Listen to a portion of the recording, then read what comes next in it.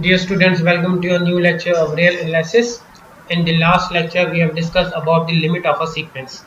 Now, in this lecture, we are talking about the limit point of a sequence and discuss about the differences between the limit and a limit point of a sequence.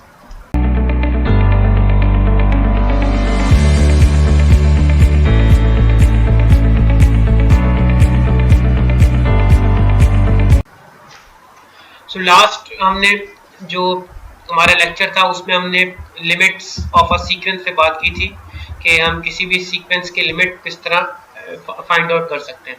ठीक है, तो basic इसका जो main concept ये था कि आपके पास जो नेबरहुड है, सही है, वो किसी पर्टिकुलर पॉइंट के बाद वो उसकी टर्म्स फाइनाइट होनी चाहिए और उसके नेबरहुड में इनफाइनाइट टर्म्स होनी चाहिए। सही है, यानी neighbourhood contain infinite number of terms and outside of the neighbourhood contains finite terms. ये हमने कुछ एग्जांपल्स हमने लास्ट लेक्चर में देखी थी। सही है, बिल्कुल इसी तरह है, लेकिन ये रिस्ट्रिक्शंस अगर ये n is greater equal to m, ये अगर रिमूव कर देंगे, अगर कोई रिस्ट्रिक्शन था किसी पर्टिकुलर पॉइंट या पर्टिकुलर पॉइंट के नेबरहुड के बाद फाइनाइट टर्म्स की, अगर ये रिस्ट्रिक्शन हटा देंगे तो हम मूव कर जाएंगे लिमिट पॉइंट की तरफ। ठीक है, तो लिमिट पॉइंट क्या है हमारे पास? लिमिट पॉइंट को डिफाइन करते हैं, let an be a sequence of a real number and alpha belongs to real number r। ठीक है, an सीक्वेंस है और एक अल्फा नंबर ले रहे हैं जो कोई भी रियल नंबर हो सकता है। वी से alpha is the limit point of a sequence if every neighborhood of alpha contain infinite terms of the sequence। सही है, अगर इसका neighborhood में infinite terms of sequence आनी चाहिए। सही, यही बात किस में थी? लिमिट में थी कि अगर आप सिंपल लिमिट में neighborhood निकालें तो neighborhood में भी infinite terms होनी चाहिए। इसमें भी यही है, उसमें फर्क ये था कि अगर किसी पर neighborhood के बाहर की जो टर्म्स है वो finite होनी चाहिए लिमिट्स में। इसमें ऐसी कोई रिस्ट्रिक्शंस नहीं है कि neighborhood के बाहर कोई टर्म्स finite होगी या infinite। finite भी हो सकती है और infinite भी हो सकती है लिमिट ऑफ अ पॉइंट। ठीक है, तो ये हमारे पास इसमें रिस्ट्रिक्शंस होंगी। जैसे for every epsilon greater than 0, कोई भी एप्सिलॉन जैसे हम लास्ट लेक्चर में लिया था। सही है, इसके नेबरहुड में for infinite many values of n for given alpha greater than 0। Infinite many terms of इसमें आपके पास नेबरहुड में आनी चाहिए।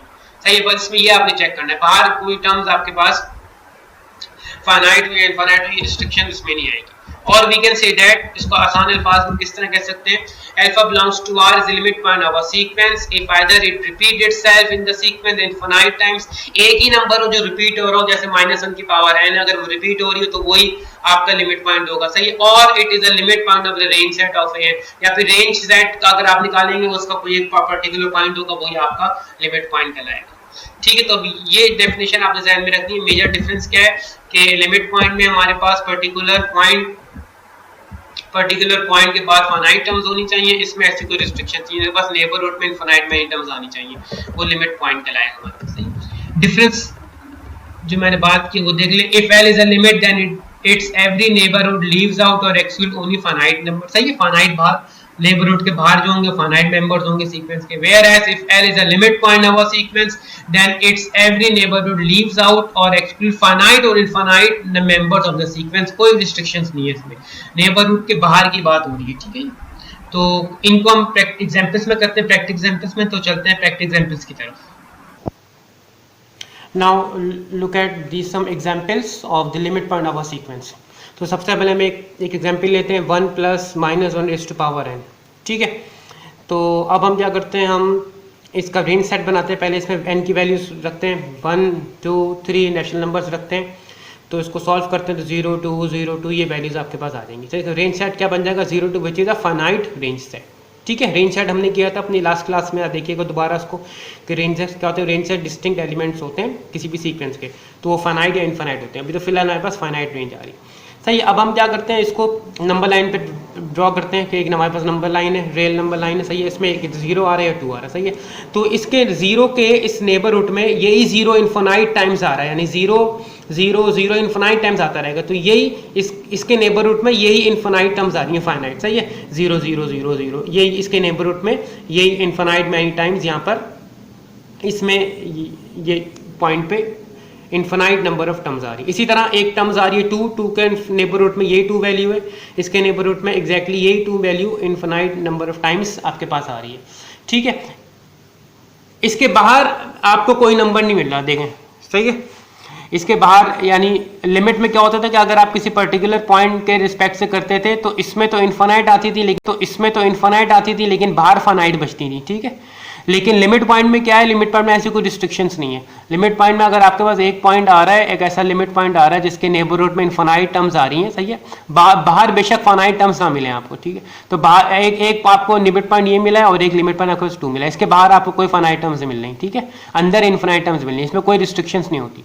तो इसलिए हम इसको कह सकते हैं कि 0 and 2 are the limit points of this sequence 1 + -1 is to power n। सही है, डिफरेंस बस लिमिट के डिफरेंस और इसको डिफरेंस को ध्यान में रखना है, तो आप ये बिल्कुल सही कर सकते हैं।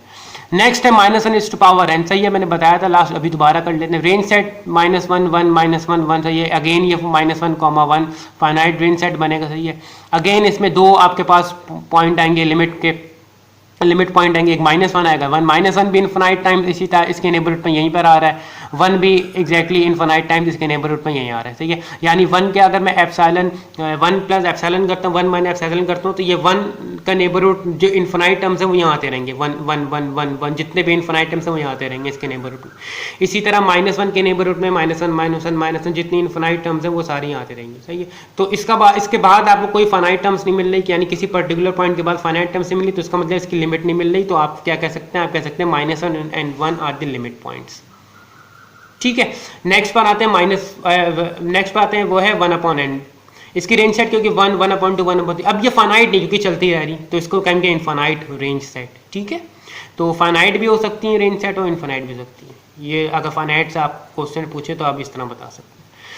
अब क्या करना है हमने, ये हमने लास्ट क्लास में भी किया था, सही है। तो उसी तरह के ये 1 है, फिर 1 के बाद ये वैल्यूज कम हो रही है और टेंड्स टू 0, जैसे जैसे मैं n को बड़ा करता रहूँगा ये 0 की तरफ जाएगी, तो 0 मेरे पास ऐसा पॉइंट होगा जिसके नेबरहुड में इनफाइनाइट टर्म्स मिल जाएंगी, सही, और इसके बाहर कोई ना कोई आपको फाइनाइट टर्म्स मिल जाएगी, ठीक है। तो अभी हम क्या करते हैं, लिमिट पॉइंट को बात कर रहे हैं, लिमिट पॉइंट के बारे में। तो अभी 0 एक ऐसा पॉइंट है, सही है, जिसके नेबरहुड में मेरे बहुत सारी इनफाइनाइट टर्म्स मिल रही हैं, सही है।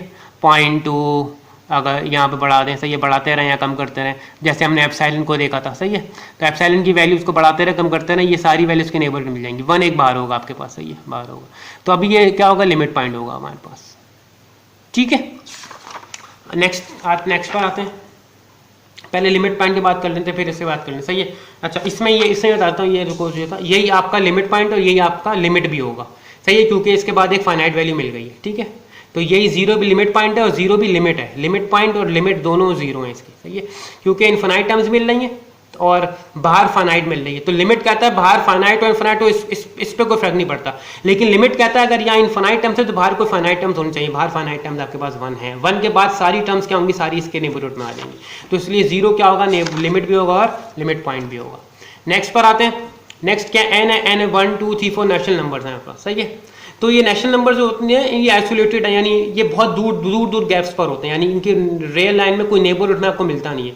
जैसे no points for which we can say that there exist infinite terms of sequence neighbourhood that point, सही है, हम ये कह नहीं सकते कि एक खास पर्टिकुलर ऐसा पॉइंट है जिसके नेबरहुड में आपको इनफाइनाइट टर्म्स मिल सकती हैं, ठीक है। जैसे हम इसको प्लॉट करते हैं, जैसे 1 यहाँ पर है, तो 1 के नेबरहुड में, सही है, कोई नहीं मिलेगा आपको, ये 2 है, ये 3 है, तो इसका मतलब कोई लिमिट पॉइंट आपको इसका एग्जिस्ट नहीं मिलेगा जिसमें आप कह सकते हैं कि इनफाइनाइट नंबर ऑफ टर्म्स है। 1 तो एक ही दफ़ा आ रहा है ना, फिर आ नहीं रहा आगे, जैसे अब पीछे सीक्वेंस पे -1 आ रहा था तो वो सारे यहाँ आ रहे थे इनफाइनाइट नंबर टर्म्स, लेकिन 1 तो एक ही दफ़ा आ रहा है तो इनफाइनाइट टर्म्स तो हुई नहीं, इसी तरह 2 भी एक दफ़ा आ रहा है तो इसमें भी इनफाइनाइट टर्म्स नहीं, तो ये डेफिनेशन यहाँ फेल हो जाएगी, जिसका मतलब इसका कोई ना कोई भी लिमिट पॉइंट एग्जिस्ट नहीं करेगा, ठीक है। तो ये आपने बेसिक डिफरेंस ध्यान में रखना है। तो डिफरेंस हम देख लेते हैं लिमिट और लिमिट पॉइंट में, जैसे हमने यहाँ बताया था -n की पावर n में, ठीक है। इसके बाहर 2 ही लिमिट पॉइंट में कोई फाइनाइट नहीं मिल रहा आपको, तो no finite terms exist outside the neighbourhood, तो नो लिमिट एग्जिस्ट, -1 आपके पास लिमिट है। -1/n में मैंने अभी बताया 0 लिमिट पॉइंट और यही आपका सीक्वेंस है, आपको 1 एक बाहर मिल गया है फाइनाइट, इसकी वजह से लिमिट है। एक देख लेते हैं एक और डिफरेंट एग्जाम्पल, ये हमारे पास है 1 -1 2 -1 3 -1 4 -1, ये -1 रिपीट हो रहा है, तो अगर नंबर लाइन पे हम इसको करते हैं तो 1 यहाँ पर है और -1 या, और इसमें infinite number of terms minus आ रहे हैं, यानी -1 ये सारे इनफाइनाइट नंबर ऑफ टर्म्स सारे इसके नेबरहुड में आ रहे हैं, ठीक है। एक बात तो ये हो गई कि ये लिमिट पॉइंट हो गया, बाहर कुछ हो या नहीं इससे कोई फर्क नहीं पड़ता, इनफाइनाइट नंबर टर्म्स नेबरहुड में आ रहे तो लिमिट पॉइंट बन गया है -1। अब आप देखते हैं कि इसके बाहर क्या चल रहा है, बाहर क्या चल रहा है 2 3 4 यानी 2 का नेबरहुड 2 3 4 यानी 2 का नेबरहुड 2 एक दफा आ रहा है, इसका नेबरहुड में कोई और आ ही नहीं रहा, यानी अगला 3 आ रहा है, यानी 2.5 2 सही है, यानी 1.5 2.5 इस तरह कोई नंबर नहीं है इनमें, तो इसका नेबरहुड में कुछ नहीं मिला, 3 भी नेबरहुड में कुछ इस तरह नेबरहुड में नहीं मिला, तो इसके लिमिट एग्जिस्ट नहीं कर रहे, ये फाइनाइट नहीं, इनफाइनाइट चलते रहेंगे। सही है, 2 3 4 5 से ये रुक नहीं रहे। अगर ये 2 होता सिर्फ तो ये लिमिट हो जाता, या -1 लिमिट भी हो जाता, अगर सिर्फ 2 बाहर हो रहा, जैसे यहाँ पर सिर्फ 1 बाहर हो रहा था। सही है, तो इसी तरह यहाँ पर कोई नंबर रुक नहीं रहा, फाइनाइट रुक नहीं रहा, इनफाइनाइट नंबर तो लिमिट नहीं होगा हमारे पास। ठीक है, तो आई होप ये डिफरेंस आपको क्लियर हो गया होगा, difference between limit and limit point of the sequence. तो इसको अच्छी तरह देखें, बस आपने देखना क्या है कि नेबरहुड जो है वो कंटेन कर रहा है इनफाइनाइट टर्म्स दोनों में, लिमिट में नेबरहुड के बाद फाइनाइट टर्म्स होनी चाहिए, लिमिट पॉइंट में ऐसी कोई रिस्ट्रिक्शन नहीं है, फाइनाइट भी हो सकती है इनफाइनाइट भी हो सकती है। सही है, तो ये आपने डिफरेंस ये करना है, और इन एग्जाम्पल्स को आप कर लें, और एग्जाम्पल्स आपको सॉल्व करने के लिए इंशाल्लाह दूंगा, तो कुछ प्रॉब्लम हो तो CR से कन्वे करा लिएगा मुझसे। सही है, तो इन लेक्चर्स को देखें, लिमिट एंड लिमिट पॉइंट बहुत इंपॉर्टेंट है, रियल एनालिसिस का हार्ट समझा जाता है लिमिट और लिमिट पॉइंट को। सही है, तो अभी इसको कर लें, फिर नेक्स्ट में और एग्जाम्पल के साथ न्यू लेक्चर में हाजिर होंगे, तब तक के लिए अल्लाह हाफ़िज़।